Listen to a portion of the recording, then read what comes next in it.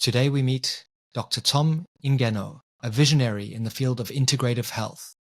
As the acclaimed author of the Cupping book and the driving force behind Charm City Integrative Health, Dr. Tom is redefining the landscape of medicine.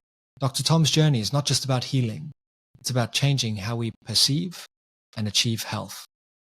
Dr. Tom, welcome to the show. Great to have you here. Thank you so much for having me, Brad. It is my pleasure indeed.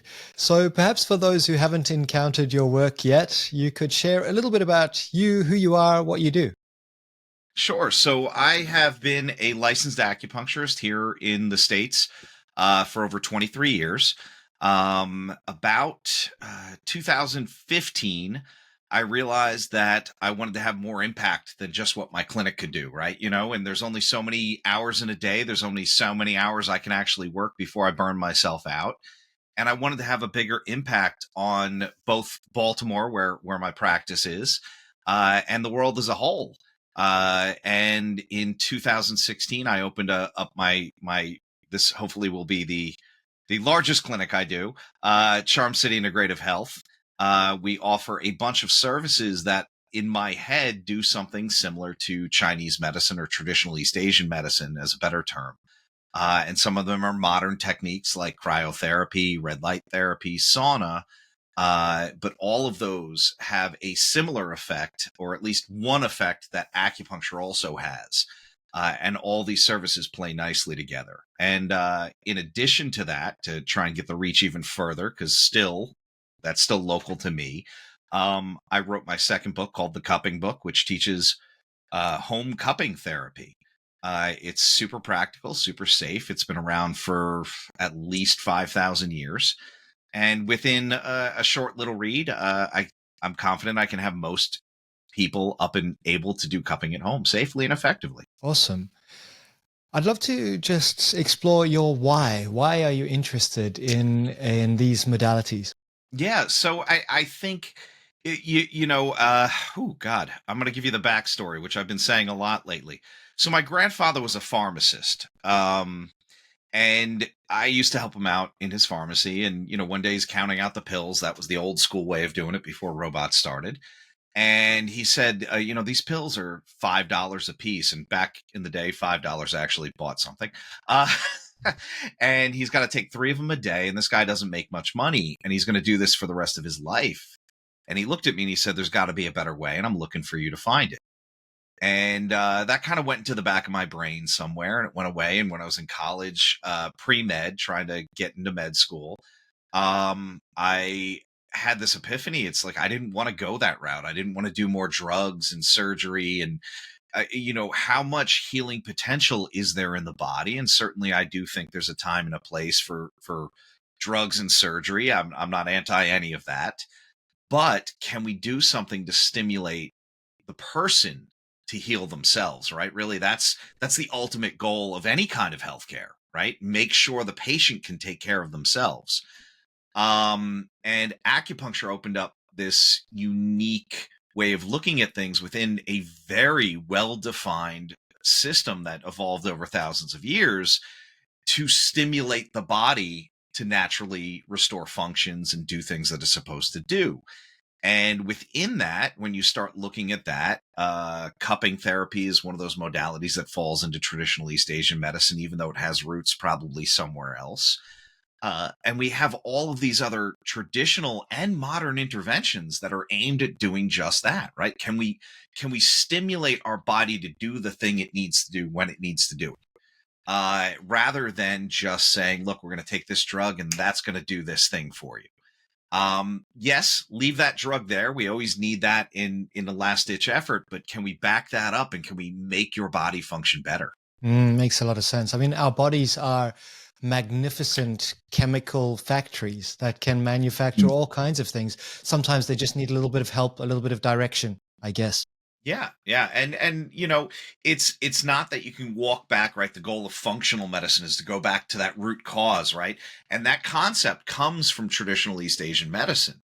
That idea that Mm. how far back can we go and flip that one switch so everything down that line re-engages. Now we can't always get all the way back there, but we can probably get further back than just masking that symptom. Yes, yes. So tell me about cupping. What got you interested in cupping? What is it? Is it something people can Yeah. do at home?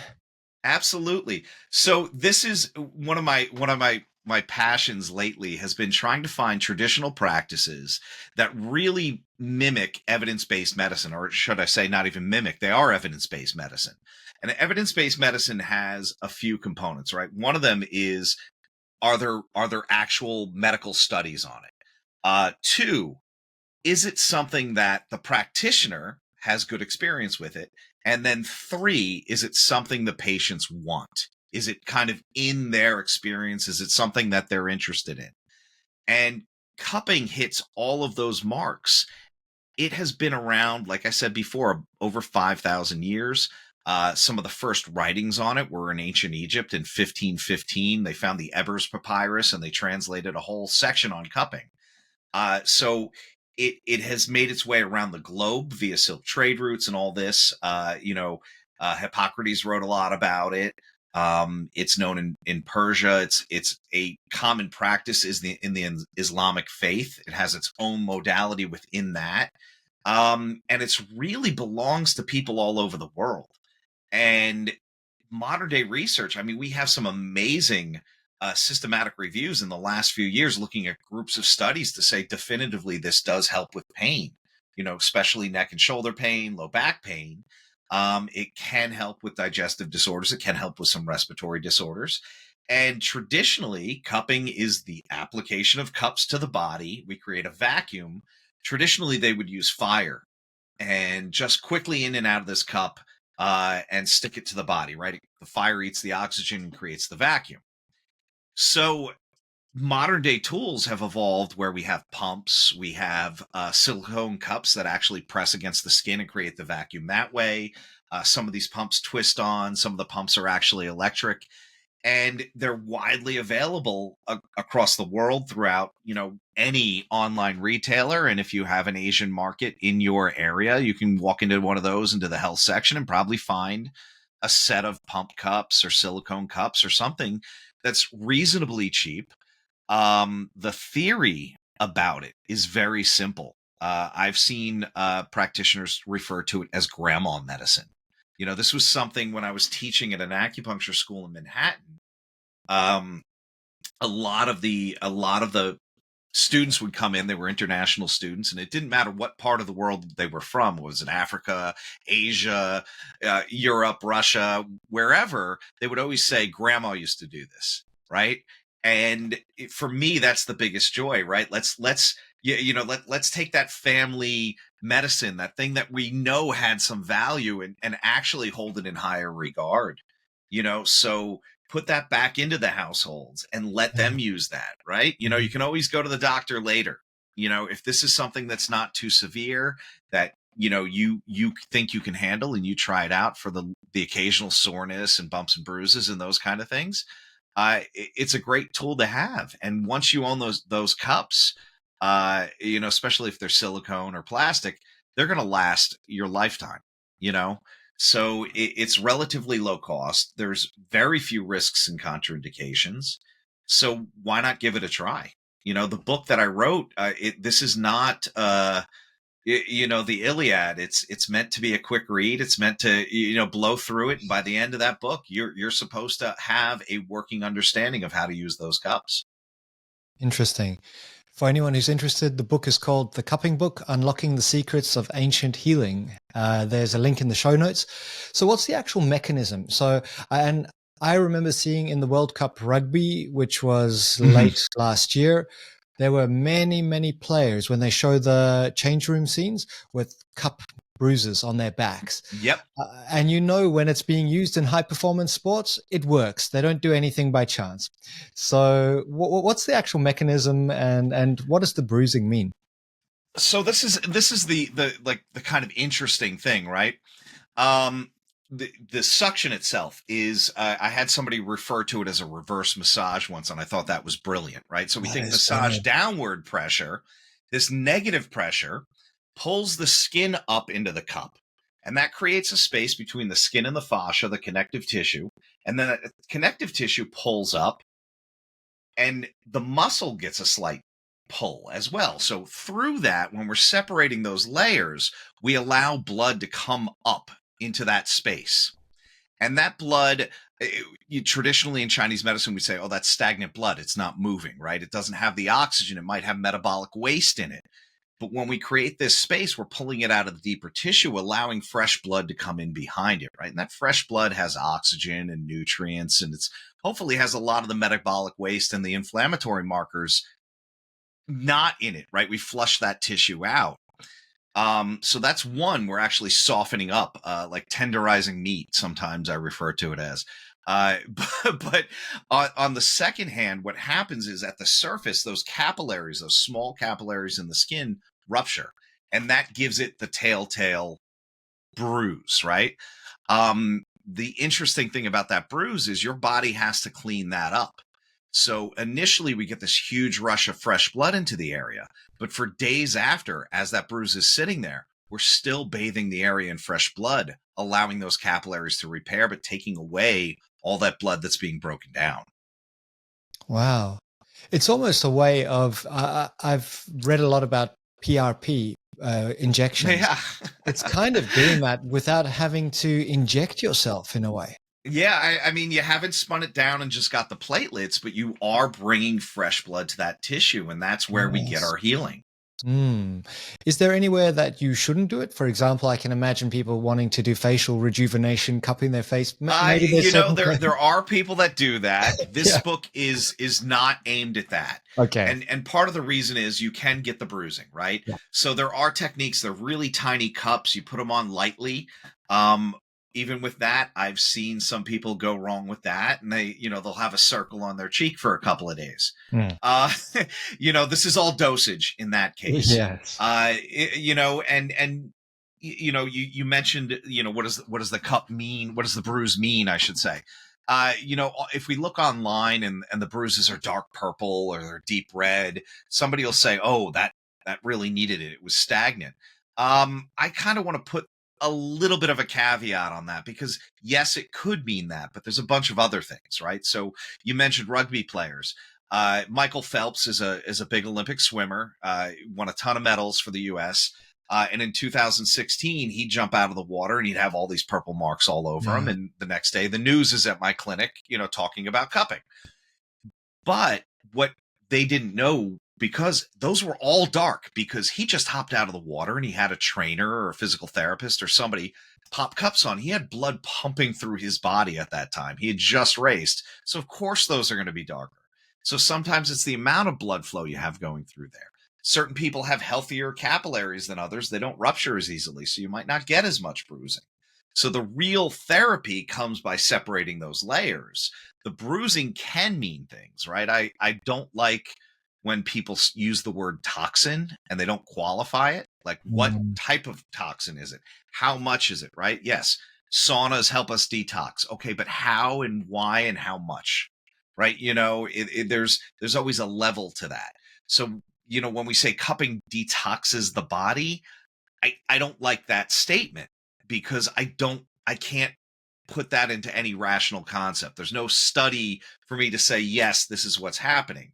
If I say I'm increasing blood circulation, well, in a roundabout way, maybe I'm detoxing, right? We're getting the blood to circulate through the liver and the kidneys and through the lungs every time we exhale, every time we, go to the bathroom, we're getting some of those toxins out. But even then, it's kind of, I would prefer to say we're supplementing how the body is supposed to function. Like, we're propping that up.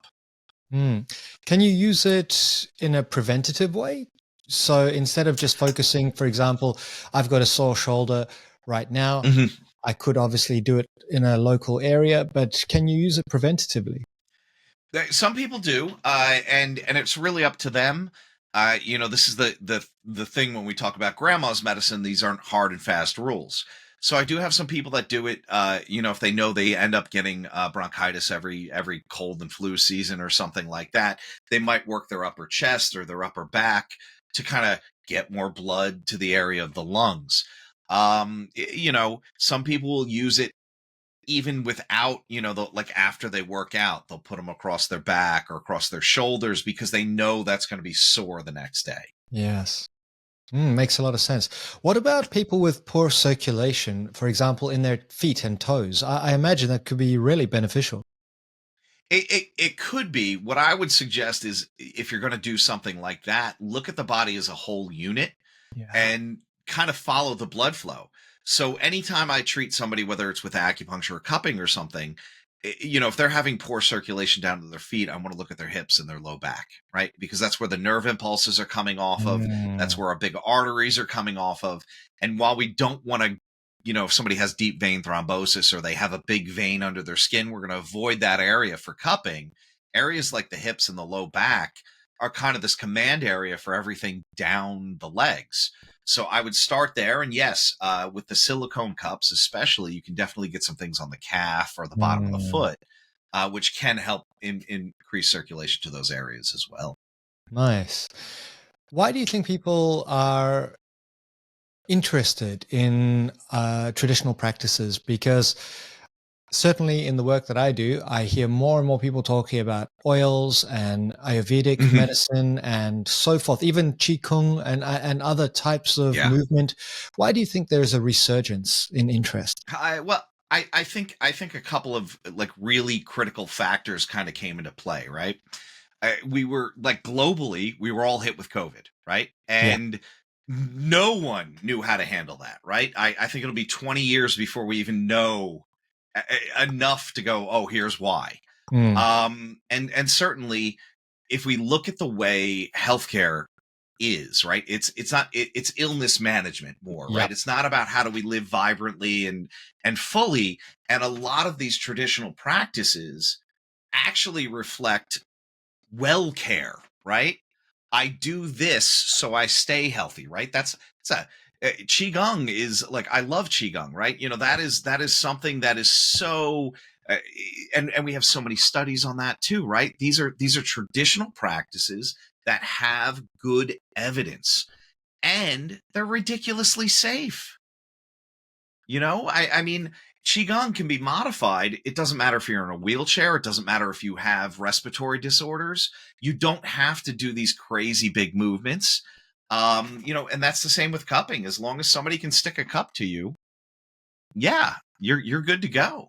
So I think this resurgence happened because now we want to focus more on well care. Certainly, I've seen the surge in my clinic post COVID, where it was like, wow, we're getting really busy now.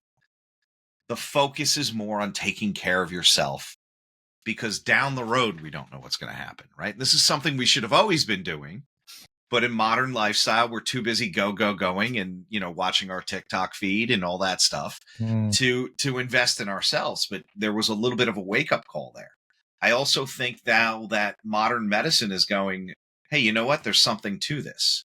When I started in acupuncture, I had a patient come in and tell me that his doctor said I shouldn't get acupuncture because you're going to give me hepatitis, with the idea that I was reusing needles.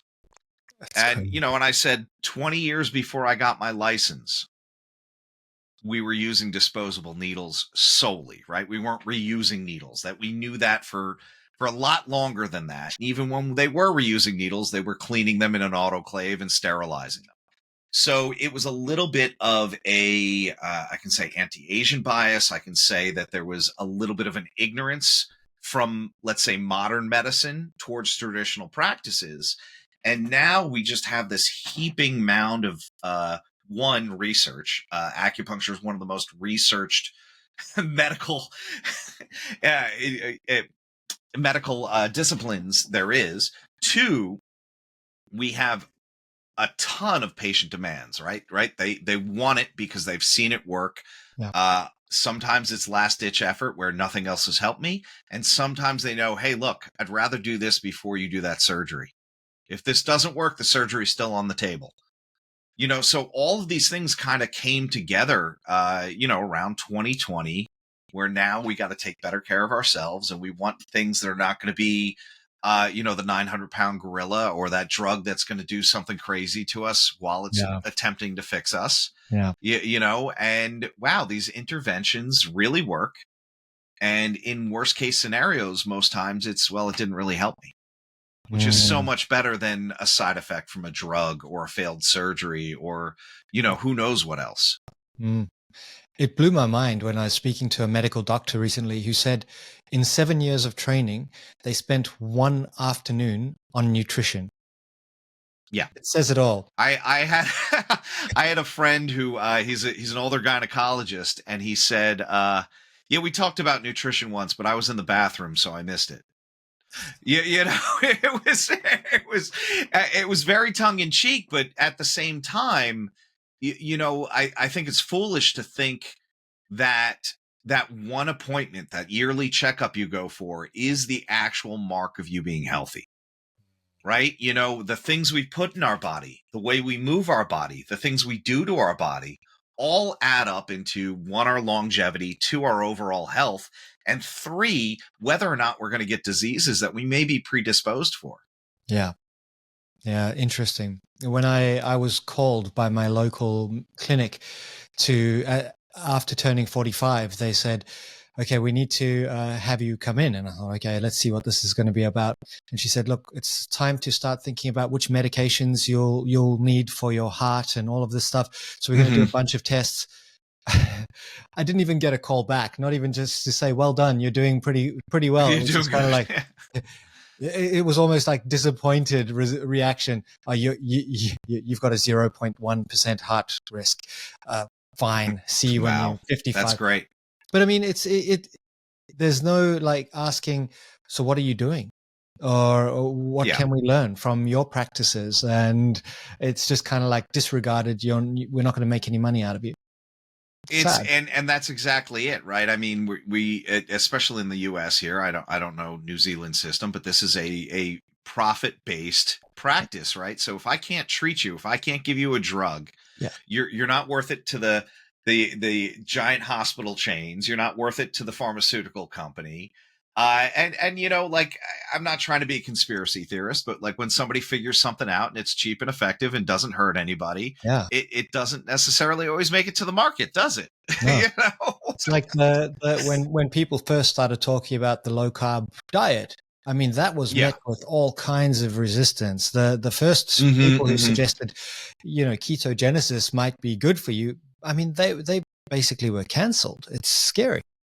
Look, I remember when it first came on the scene, and I was saying stuff about it. Now Yeah. I'm like, well, that's actually some research Yeah. here. Yeah. This is actually Yeah. not bad science. Mm, So we're starting to learn more and more, and I always find it funny that I think I'm a victim of this at this time, right? Every time that somebody's alive and there's like an error, everyone thinks this is no, we're the smartest we've ever been. And then it's like, no, no, no, no, no. Here's something traditional that's been around for yeah. thousands of years, and it works better than anything you got right now. Mm, I always find that kind of amusing. It's like, no, no, we know certain things and we don't know others. yeah. Yeah. Can you imagine the sophistication of tools in ancient Egypt and places like that we may not have records of? I imagine there was some No, incredible stuff going on. well, it's funny. I actually, I mentioned the Ebers Papyrus first, which was a medical text. Back then, they knew if the nose got degloved, got cut off, when they did a nose transplant, No. they did things they do in modern day clinics, right? So instead of grafting the skin from another area of the body, what they would do is cut it from the forehead. And they knew enough that it needed to have blood vessels flowing to that tissue. So they wouldn't cut it. They would they'd leave it attached at the brow, flip it over, and graft it back over the nose, which is like insanely sophisticated for somebody that had no diagnostic imaging and in our minds were quote unquote primitive, right? This is not a primitive thing. This is advanced thinking, advanced medical theory, and they had things to anesthetize people. That's what I was going to ask. We modern day anesthetics started in 1920 with ether, and ether was a party drug. This is the craziest thing. Ether was given to people. They'd huff it, they'd fall over, and they'd laugh. And people called it, we'd have these parties, and and what they found, and probably from some crappy pranks, was, they were impervious to pain. while they were etherized. So, oh, I'm going to use this medically. We're going to knock somebody out with this. We're going to keep them under and we'll do the surgery. Right. But before that, it was, what kind of drugs can we give to kind of numb you up? Or here's this belt. Mm. So, back then they're talking about having anesthesia. I mean, even in Chinese medicine, and unfortunately, and this is kind of a cultural thing where, they have these big stone tabs written outside of places where they did medicine, monasteries and things like that. And, a new, during the Warring States period, all they would do is take over and burn everything and break everything. So we lost a lot of medical research. But supposedly we had an anesthesia from ancient China that was made with a very weird psychedelic called the Tora. It's a flower, kind of looks like morning glory, and marijuana. And we don't know the dosage because that one psychedelic is not one people should play with. It's the alkaloids in it are so tricky that like you're either tripping or you're dead. There's no middle ground. So the fact that this physician figured that out and has records of successful surgeries, and we don't have that formula, is kind of, I feel like I'm going on a tangent here talking about Egypt and surgery and things, but there's so much knowledge we had at one point in the Yes. human collective consciousness, or whatever you want to call it, that these traditional medicines, I think, are part of our DNA. They make sense. It really does. It really does.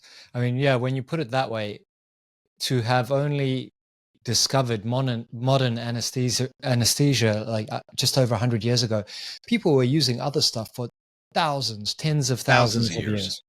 Yeah, interesting. I mean, every aspect of medicine had a historical antecedent.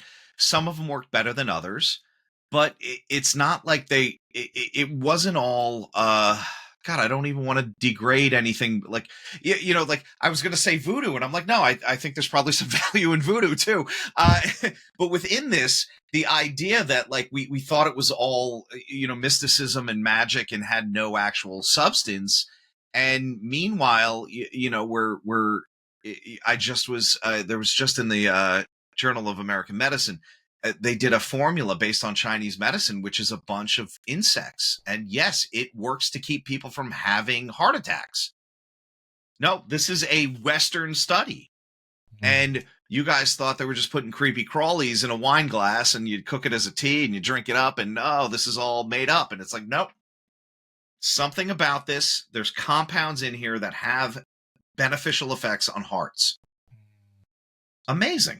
It is amazing. And I was recently in the Middle East. I went to Egypt to run some seminars, and I got to see the pyramids and the Sphinx. And if people are building things like that, we look back to ancient Greece and we respect the philosophy of Aristotle and Plato.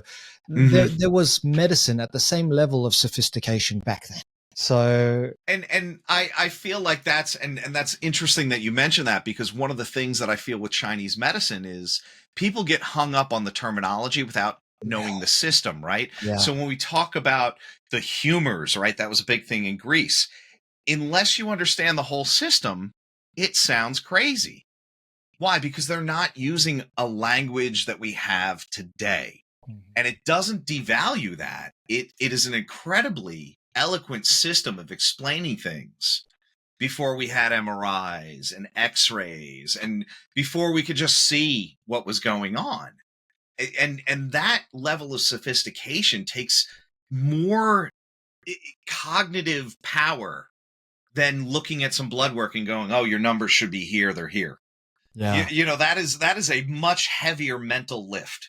And the fact that anybody made it and came out better, right? Well, that added to our whole knowledge base is absolutely amazing. It really is.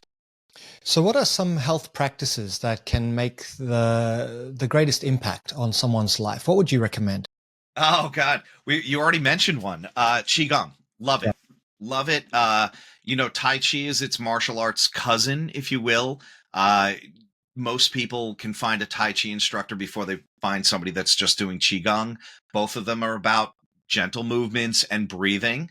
And even if you don't study the martial side of Tai Chi, I do think there's some value in that. Meditation is my number one go-to across the board. These are practices that can be done relatively inexpensively. You don't need fancy equipment. You just need a place to sit down. The long-term benefits yield quite a bit.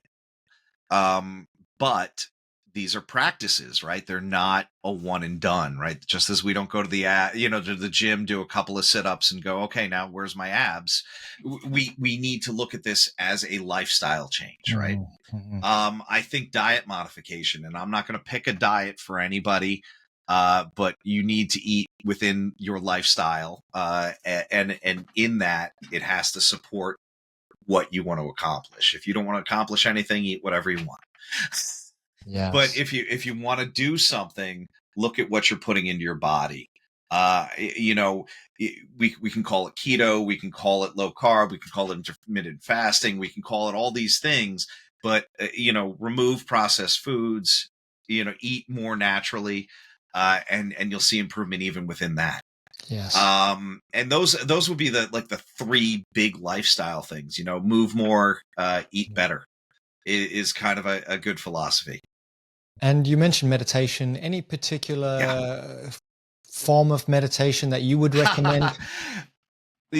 So there's an amazing book that was written by a bunch of Harvard researchers that were doing like consciousness study and brain studies in the 70s, called Altered Traits.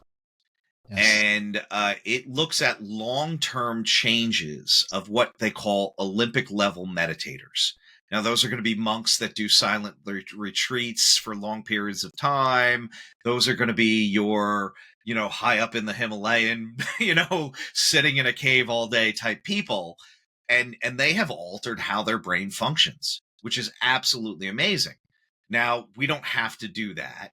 And I will say this, and this is probably half true, but much like martial arts, the best one is the one you're willing to train. Yeah. So find a system that you like and work with it, right? So mindfulness meditation is a new buzzword. A lot of mental health care practitioners do that because it's a relatable form of transcendental meditation. Yeah. Transcendental meditation is great, just a hard thing to try and do. I personally practice a Taoist style, which is affectionately, and I say this with the most amount of respect, it is probably the laziest way to do it. Sit there, get comfortable, keep your back straight, breathe, and just see what happens. Try not to think too much. If you think, let it go like a cloud passing by. Mm-hmm. And it has to. That's as simple as I can make it. And the Taoists are always like that. Like, if you can get into some really advanced Taoist theory, but at the nuts and bolts of it are like, hey, just experience this. Interesting. Tell me about health stacks. I was browsing your website. There'll be a link in the show notes. Yeah. And I saw some pretty cool synergistic therapies, such as cryotherapy and red light therapy. Tell me a little bit about some of Yeah. those and what you So think are impactful. you nailed it on the head with the term synergistic, right? Yeah. And that's really what we're going for. As I mentioned, I picked services at the clinic that I think play well together. So stacks, the term comes, it's bodybuilders use it when they're talking about it, biohackers use it, right? What's in your stack? And they normally mean what is that pile of supplements you're taking? What are you doing before and after you do something? How do you recover from this? What's the protocol for you? And it just made sense to me that if we're stacking supplements and the way we do things, why not stack therapeutic services, right? And what we're trying to do, and we have a bunch of them put together, and we could really play with a lot of these things. You mentioned the cryotherapy and the red light. One of my favorites is we have exercise with oxygen therapy, which gets serum oxygen levels through the roof. And you can do that on a bike or on a treadmill or even on a trampoline if you're a kid. But you put a mask on and you breathe pure oxygen while you're working out, and then you sprint for short periods of time at high altitude air. And what that does is it strips the red blood cells of oxygen. But when you recover, Not only do you fill those back up to 100%, you stockpile the oxygen in the blood. Now we know the mitochondria needs the oxygen to work. So now we're flooding the body, and this unbound oxygen just bumps into cells, and the cells pick it up. Now we stack that with our red light therapy, because we know red light and near infrared stimulates the mitochondria to actually make more cellular energy. So now we've given it the light to stimulate it. We've given it the oxygen so it can do what it does. And hopefully we're making those mitochondria work better, more efficiently, so they have better cellular metabolism, and your whole body benefits from that. Right. So those kind of things we do also for, let's say, allergies. Right. We have a breathe stack, we call it. And it is salt therapy, where you're breathing in, microfine salt dust. You won't smell it or taste it. It's like spending the day at the beach in 30 minutes.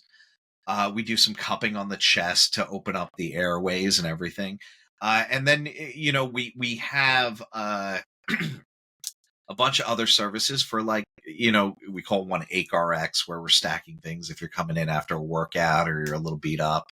And then we do contrast therapy with our cryotherapy, our red light, and our cold plunge, get you hot, cold, hot, or cold, hot, cold, I should say.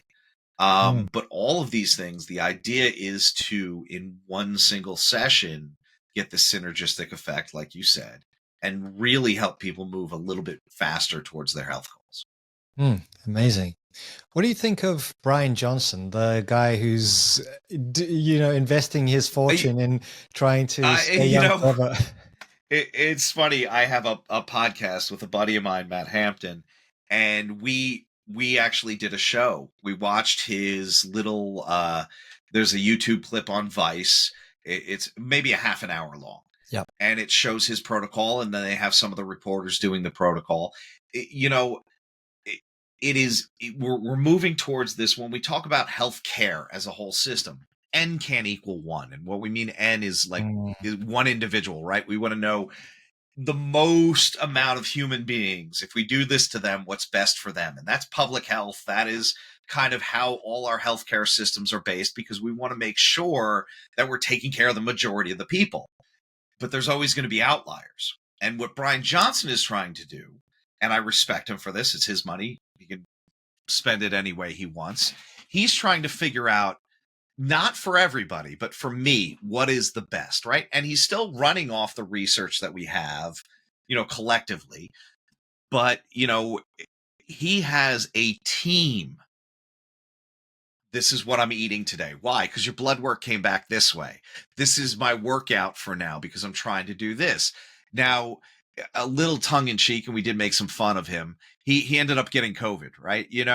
And it is like, if somebody's going like, oh, well, spending $2 million on yourself and you can't even prevent COVID.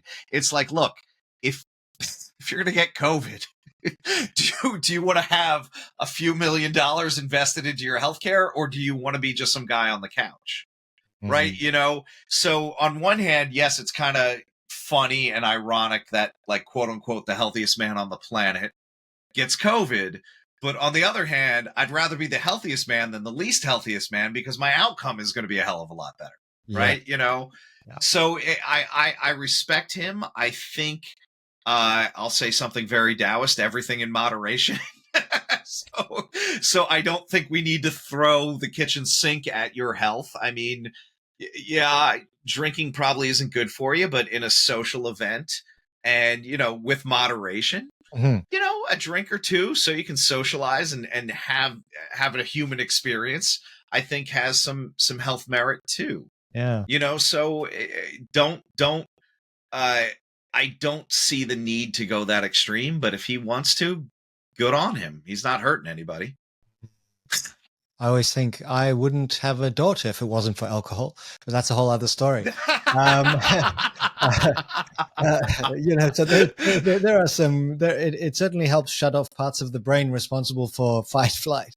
Yes, it definitely does. I'm interested in your thoughts on reducing inflammation, because a lot of people suffer chronic inflammation. Obviously, a little bit of inflammation locally is fine; it's good. Yeah. But what about chronic inflammation? Well, and honestly, that's one of the targets of our clinic.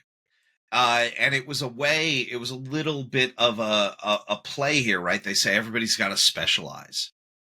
And I'm like, all right, we'll specialize in inflammation. Why?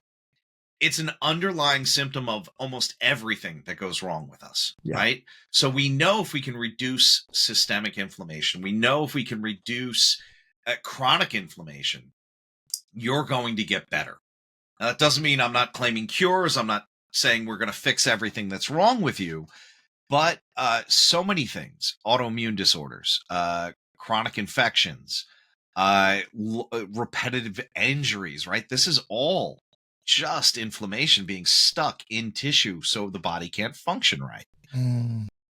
And our goal, one of the things, and you can, it was great, not saying COVID was great, but during COVID, a study came out saying that acupuncture shuts down this cytokine storm of inflammation, right? Really? And yeah, it was pretty amazing because we saw at least my community of East Asian practitioners were seeing these people in hazmat suits performing acupuncture on just rows and rows of hospital beds in China, because they were aware of this. And when they started publishing the research, we went, yeah, of course, that makes sense. Why? Because if I get classically the blood flowing, we're going to flush out the tissue. We're going to bring in healing, the healing elements, the blood, oxygen, nutrients, antibodies, all these things. But we're going to get the cytokines out of the tissue. And that's going to reduce the inflammation, right? And whether that's something like IBS, autoimmune disorder in the gut, or whether that is arthritis, right? All of those things are inflammation. And if we get the blood moving in, or old blood out, new blood in, we've reduced inflammation, and we're helping people. Mm. What about, and I'm not looking for a specific diagnosis or anything, but it's really interesting. So my daughter, she's 9. I took her to the general practitioner down the road because she's had a blocked nose her entire life. And they said, there's nothing that can be done. Lots of kids have that. And I thought, listening to Andrew Huberman's podcast and many others where they talk about the importance of nasal breathing, there's got to be other ways, right? So, I would be more interested in finding out what is the blockage, right? Is it structural, like a deviated septum? Is one of the sinuses a little too small? But two, I mean, I would, if you wanted to get the quickest thing would be halotherapy, salt therapy. Try that. I know here there's salt rooms, and some of them actually put Himalayan salt, the coarse ground on the floor for kids to play with while they're in there. At 9, she'll probably want to be, on an iPad or something. but within that. You try to limit that. I get that. But within a half an hour, you can really reduce some of that inflammation in the mucous membrane, especially in the frontal sinuses. She'll also see something systemically down into the chest. There is a weird, and it's controversial, so I'm going to mention it. But saying that I haven't done it to myself, and normally I don't recommend things I haven't done to myself or had done to me. It is sometimes it falls into a chiropractic adjustment, and it involves taking the bulb from the blood pressure cuff, and they take a finger cut, which is just like a single finger of a rubber glove, and they bind that to the bulb. They feed it up the nose, and they inflate the balloon. Now, at 9, maybe she'll sit for it. But the idea is, it originated with, there's a bone in the middle of the head called the sphenoid, sphenoid bone, and the brain kind of sits on that. And one chiropractor was sitting there going, well, what can't we adjust? And it turns out that's the one bone you can't adjust easily. So the idea was you put this up the nose. It does a mild adjustment. It's not a high speed, high velocity adjustment, I believe they call it. And it just kind of pushes the tissue out a little. Interesting. It's a little weird. You can definitely find videos of it on YouTube, and you can find plenty of ENTs saying, please don't do this. But without heavy pressure, I mean, this is a soft balloon. Mm. Um, I think it might be able to open up some sinuses. But that being said, I'm still looking to do it, or have it done to Mhm. me, I should say, Got to find the before I right start person. saying, well, Mm. these weird things, whether it's new or old, if it's very niche, there aren't many people doing Right. it, Yeah. and I think even for me, I think it was a 4-hour plane ride to the closest person, and I'm not, I'm in a relatively large city here. Mhm. Yeah, interesting. I think the salt therapy sounds really good. In fact, when you mentioned that, during the summertime we go surfing in salt water, and her Yeah, nose is generally clearer. great, great. Mm. We had a French bulldog. My uncle had a house on the beach. Every summer we'd take the French bulldog. He wouldn't snore. He snored 100% of the time, except when he was at the beach. The first Interesting. time we took him, I thought he died. No I was sound. like, I can't hear him breathing. And no, I mean, he was so happy. You know Mm. why? This is the most air he's ever gotten in his flat little face in his life. Yes. Yeah. So there is something to the salt air. Yeah. Um, and I'm not even talking about the negative ions that are supposed to have a real positive effect on the body, right? Mm. This is Mm. just yes, salt dries out, it pulls moisture out of the mucous membrane. That's so interesting. You see, we could keep going for hours. There's so many things that could really This is help a people. big space. It is. Yeah, it really is. Um, One last question. How can people better regulate the immune system? Is there anything practical people can do, especially those suffering from an overactive immune system? So this is the thing, right? And that's a great way to word that, because most people are worried about having an underactive, but people that have autoimmune disorders don't want to start having their body attack themselves more. Yeah.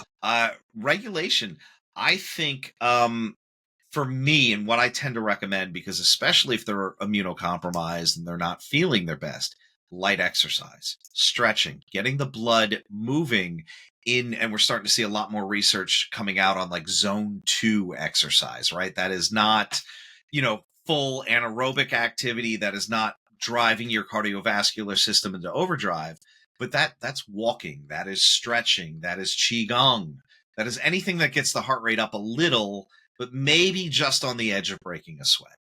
Yeah. Dr. Tom, what can people do to connect with you, find out more? Of course, there'll be links in the show notes, but what would you like them to Yeah, do? sure. So please check out my book. It is available on every online outlet possible, in every market. And that's your big guy, Amazon, but a bunch of others. We also have a website for that, thecuppingbook.com. We tried to keep it direct, real nail on the head there, or head on the nail there, however that expression goes. I think I missaid that before too. And then Charm City Integrative, TIVE.com is my website if you want to hear about some of the services we do. If you're ever in Baltimore, check us out. Sounds great. Before we finish off, I once went for an acupuncture session and I felt like I was high. I felt like I was floating above Yeah. the bed. Is that a normal kind of occurrence? So so this is so classically, and then I'll give you the Western science behind it. Classically, we say when the chi is flowing smoothly, the body is at rest and we're relaxed, right? Now, what happens during an acupuncture treatment? There's some really weird stuff that happens in the brain. One, we're regulating the autonomic nervous system. Get you out of fight or flight, put you into rest and digest. So that's relaxing, right? Mm. That is our everything's calm and chill. Two, originally they thought we just made endorphins, natural pain killing compounds that look like morphine, right? That'll make you feel a little bit high. Those are generally a little bit short lived, and that's how they were originally saying we got pain relief.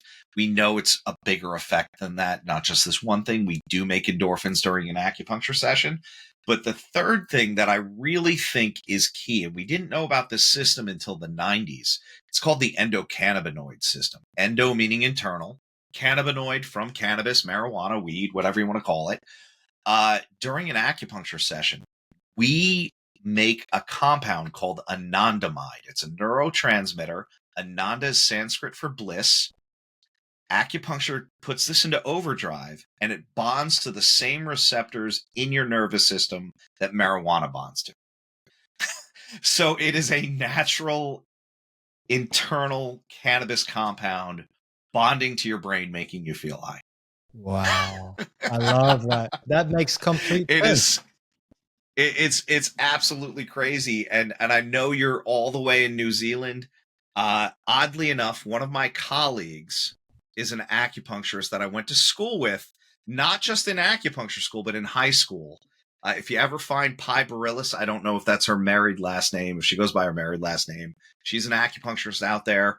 Your audience should check her out. She's absolutely amazing. I hope that's okay that I gave her a plug too. Oh, 100%.